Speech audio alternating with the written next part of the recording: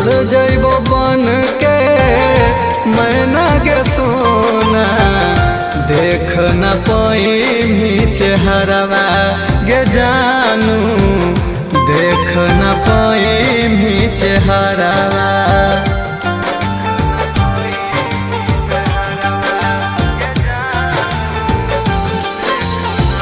हो तो पिंडदान गे सोन हमर जान गे, राख देखे अहे नैहरवा। सुमिता सुभाष के, सुमिता सुभाष के कुछो नहीं जाना होगे, अछत छिटा होए ने यारवा पिटा होगे, अछत छिटा होए ने यारवा पिटा होगे।